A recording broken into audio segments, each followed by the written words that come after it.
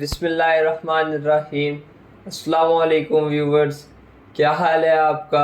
उम्मीद करता हूँ आप सब खैरियत से होंगे। तो आज की इस वीडियो में हम आपके लिए लाए हैं शामी कबाब की रेसिपी। ये बनाने में इंतहाई आसान और खाने में बहुत ही मज़ेदार हैं। चलें तो बनाना स्टार्ट करते हैं। इसके लिए हमने सबसे पहले 700 ग्राम दाल ली थी, जिसको हमने तकरीबन 5 घंटे पहले भिगो के रख लिया था और अच्छे से धो के इसको हमने प्रेशर के अंदर डाल दिया है।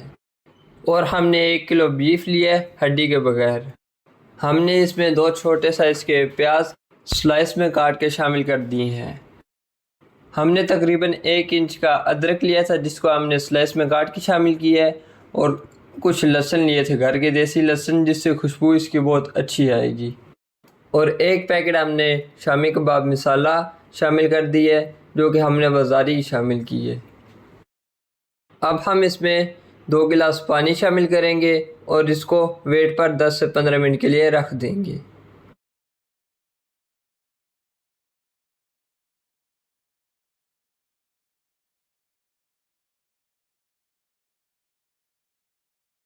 ये देखें जी, हमारा गोश्त और दाल अच्छे से गल गया है। आप लोग देख भी सकते हैं, हमने इसको 15 मिनट के लिए कुकर में रखा था। अभी हम इसको मैश करेंगे। आप चाहे तो इसको मिक्सर में भी डाल के मैश कर सकते हैं, चाहे तो अपने हाथ से इसको कूट भी सकते हैं। इसको तब तक मैश करते रहना जब तक कि बोटियों का एक एक रेशा दाल में ना शामिल हो जाए। ये देखें जी व्यूवर्स, हमारा जो मसाला है वो अच्छे से मिक्स हो चुका है। अभी हम इसमें कुछ चीज़ें और शामिल करेंगे इनको मज़ेदार बनाने के लिए और इनको आपस में जोड़ने के लिए, जिसमें हमने सबसे पहले 2 चम्मच घी शामिल की है। और अब हम इनमें 2 अदद अंडे शामिल कर देंगे।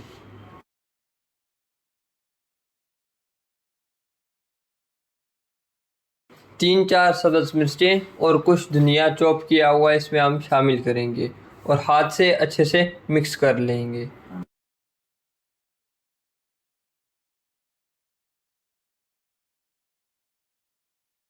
ये देखिए जी व्यूवर्स, हमने मिसाले के कबाब रेडी कर लिए हैं।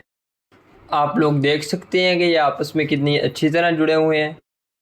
अब हम एक तवा लेंगे, उस पर हम थोड़ा सा ऑयल शामिल करेंगे और अपने कबाबों को फ्राई करेंगे। इनको हमने डीप फ्राई नहीं करना, हल्का सा ही फ्राई करना है।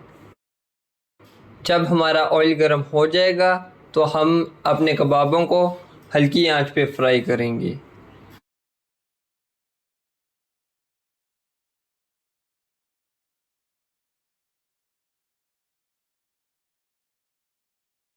ये देखें जी व्यूवर्स, हमारे कबाब फ्राई होके रेडी हो चुके हैं।